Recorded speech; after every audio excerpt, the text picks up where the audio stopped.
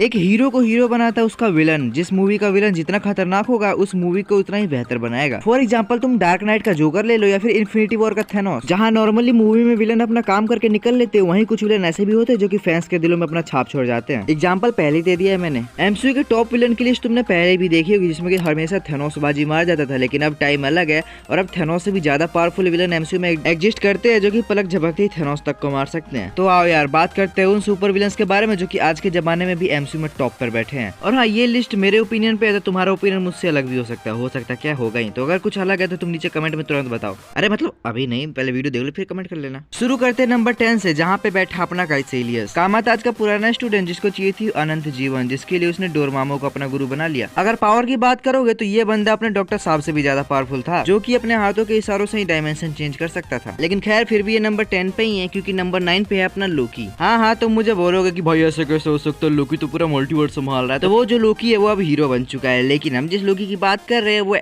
समझ रहे ना, विलन है वो। लोकी सीजन 1 और सीजन 2 में जो लोकी दिखा है वो अलग लोकी है, लेकिन जो अपना मेन टाइमलाइन में लोकी था, जिसने कि थॉर को कई बार धोखा दिया, अपने मेन एवेंजर्स के असेंबल होने का कारण बना, रैग्नारॉक में थॉर की मदद की और फिर बाद में थैनोस के हाथों मारा गया, इसीलिए लोकी नंबर 9 पे। लेकिन अगर तुम सीरीज वाले लोकी को रैंक करना चाहोगे तो भाई वो तो टॉप पर आएगा, लेकिन अब वो विलन नहीं रहा तो हम उसकी बात नहीं करेंगे। मल्टीवर्स संभाल रहा है यार, कोई मजाक थोड़ी है। यहाँ हमारी मम्मी कह दी थी कि बेटा दूध गैस पे थोड़ा संभालिए, वो नहीं संभलती हमसे। फिर नंबर 8 पर आता अपना अल्ट्रॉन, एज ऑफ अल्ट्रॉन वाला अल्ट्रॉन। यहाँ मैंने एज ऑफ अल्ट्रॉन वाला अल्ट्रॉन क्या क्यों मेंशन किया वो तुम्हें आगे वीडियो में पता चलेगा। खैर इसकी बात करते हैं, जो कि एक एआई है जिसकी बॉडी वाइब्रेनियम से बनी है, जिसको कि मेल्ट करने के लिए अपने थॉर, विजन और टोनी तीनों की पसीने छूट गए थे। और यहाँ पे मैं तुम्हें याद दिला दूं कि थॉर की इलेक्ट्रिसिटी काफी है चित्तोरी लेविएथन को गिराने के लिए। और विजन की क्या ही बात करूँ भाई, उसके पास तो माइंड स्टोन है। और टोनी खैर रहने दो, उसकी तारीफ तुम सुन नहीं पाओगे। नॉर्मली हर विलन के पास एक ही बॉडी होती है, लेकिन अल्ट्रॉन के पास तो कई सारी बॉडी है। अगर तुम एक बॉडी खत्म कर दोगे वो दूसरे में घुस जाएगा, तो हाँ इसको मारना काफी ज्यादा मुश्किल है। लेकिन हेला के लिए नहीं, क्योंकि वो आती है नंबर 7 पे। अब तुम सोच सकते हो कि हेला नंबर 7 पे है तो इससे ऊपर आने वाले विलन और कितने ज्यादा खतरनाक होंगे। हेला ने थॉर के म्यूनर को एक हाथ से तोड़ दिया,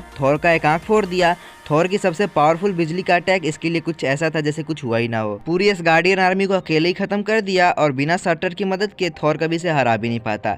और क्या ही तारीफ करूं भाई इसकी। बस इतना समझ लो कि अगर सर्टर नहीं होता तो भाई थॉर कभी हेला को हरा ही नहीं पाता, इसीलिए सर्टर नंबर 6 पर है। देखो वैसे तो सर्टर को रैग्नारोक की शुरुआत में काफी ज्यादा कमजोर दिखाया गया था, इतना कि थॉर ने उसको अकेले ही हरा दिया था। लेकिन जब उसे एक बार इटर्निटी फ्लेम मिल गया भाई, उसके बाद तो वो किसी के बाप की नहीं सुनता। उसने पूरे एस्गार्ड को तबाह कर दिया सिर्फ अपने शॉट की मदद से, जबकि उसने अपने फुल पोटेंशियल का यूज भी नहीं किया था, फिर भी उसने हेला विद स्कार्ड पूरा खत्म कर दिया। खैर अब हम बढ़ते टॉप 5 की तरफ। इनके बारे में तुम्हें एक बात बताऊं, इनके सामने तुम 10-15 प्लेनेट भी रख दोगे ना तब भी ये मिनटों में खत्म कर देंगे। तो नंबर 5 पे है ego the living planet. Guardians of the Galaxy volume 2 में उसने खुद ये बताया था कि भाई वो करोड़ों सालों से यूनिवर्स में रह रहा है। इस बीच उसने यूनिवर्स को समझा और लाइफ कैसे काम करता है इसको समझा। उसने अपनी सभी शक्तियों को मिलाकर एक बॉडी बनाया जो कि सिर्फ उसके पावर का एक अवतार होगा। और ये कोई छोटी बात बिल्कुल नहीं है, क्योंकि कॉमिक्स में ऐसा सेलेस्टियल करते हैं। और एमसीयू में उसकी पावर का अंदाजा तुम इसी चीज से लगा सकते हो कि उसने 1 सेकंड के अंदर हजारों शिप्स को तबाह कर दिया। तो हाँ यार बंदे में दम तो है, लेकिन फिर भी 5वें नंबर पे ही है, क्योंकि नंबर 4 पर है डोरमामू। हाँ वही काइसेलियस का गुरु, एक ऐसा बीइंग जो कि खुद टाइम से भी ज्यादा पुराना हो। डोरमामू डार्क डायमेंशन में रहता था, जिसके आगे टाइम किसी काम की थी ही नहीं। इसके बारे में मैं ज्यादा कुछ नहीं बताऊंगा, तुम खुद ही इमेजिन कर लो कि एक ऐसा बीइंग जो कि टाइम से परे हो,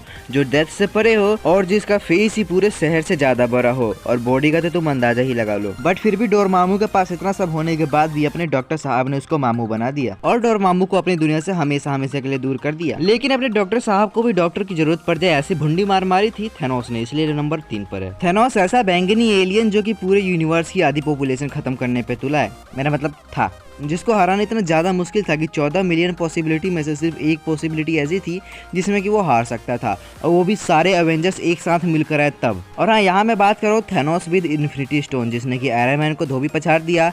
अपने डॉक्टर साहब को भी डॉक्टर की जरूरत पड़ जाए ऐसी भुंडी मार मारी, एक ही जो कितनी बार मारूंगा। आधे गार्डियंस को तो ऐसे ही मार दिया जब उनके पास लोकी और थॉर थे, और हल्क भी। हल्क से याद आया कि अपने इंट्रोडक्शन के साथ ही उसने हल्क को हल्का कर दिया। कई प्लेनेट्स पे जाके उसने आधी जनसंख्या मिटा दी, और इन्फिनिटी वॉर में तो पूरे यूनिवर्स की ही। बट फिर भी ये नंबर 3 पर है, क्योंकि नंबर 2 पर जो आता है उसने थैनोस को बीच से फाड़ दिया था बिना कुछ सोचे समझे। मैं बात कर रहा हूँ विजन अल्ट्रॉन की। हाँ मुझे पता है कि तुम कहोगे कि भाई अल्ट्रॉन तो 8वें नंबर पे है ना, तो हाँ भाई तुम सही कह रहे हो, 8वें नंबर पे अल्ट्रॉन ही है, लेकिन यहाँ जिसकी बात हो रही है वो विजन अल्ट्रॉन है, और ये दोनों एक दूसरे से बिल्कुल अलग है। इसीलिए मैंने वहाँ पे जानबूझ के एज ऑफ अल्ट्रॉन वाला अल्ट्रॉन कह के मेंशन किया था। लेकिन यहाँ बात चल रही है विजन अल्ट्रॉन की, जो कि हमें व्हाट इफ में देखने को मिला था। और साथ ही हमें ये भी पता चला था कि अगर अल्ट्रॉन सक्सेसफुल हो जाता जो कि वो चाहता था तो भाई क्या हो सकता था। विजन अल्ट्रॉन ने पूरे अर्थ को खत्म कर दिया, सारे सुपर हीरोज को मार दिया। जिसके बाद थेनोस आया तो उसका भी काम कर दिया, उसे तो बीच से फाड़ दिया यार। जिसके बाद उसे मिले इन्फिनिटी स्टोन, और इन्फिनिटी स्टोन मिलने के बाद तो उसने पूरे यूनिवर्स की लंका लगा दी। जिसके बाद उसे पता चला मल्टीवर्स के बारे में और वो मल्टीवर्स को खत्म करने निकल गया। तो इतना तो काफी होगा तुम्हें ये बताने के लिए कि भाई वो कितना बड़ा थ्रेट था। और अब हम फाइनली बढ़ते हैं नंबर 1 की तरफ, जहाँ बैठा अपना कैंग द कॉन्करर। कैंग के पास उस चीज का कंट्रोल था जिसके ऊपर किसी का कंट्रोल नहीं होता,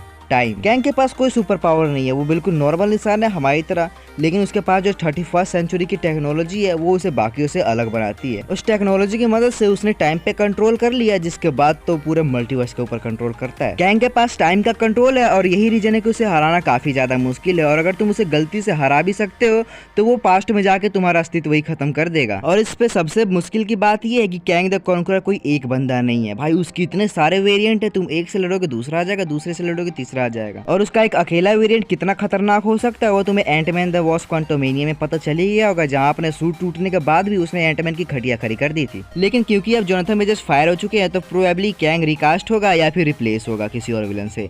तो अगर कोई और विलन आता है तो शायद इस रैंक पे वो बैठ जाए, लेकिन अगर रिकास्ट होता है तो कैंग कैंग ही रहेगा। तो हाँ, ये थी top 10 most powerful villain in the MCU. अगर तुम्हारा ओपिनियन मुझसे अलग है तो भाई नीचे कमेंट करके बताओ कि तुम्हारा ओपिनियन क्या है। ठीक है, अगर वीडियो पसंद है तो भाई वीडियो को लाइक कर देना, चैनल पर है तो चैनल को सब्सक्राइब कर लो। ठीक है, बाय।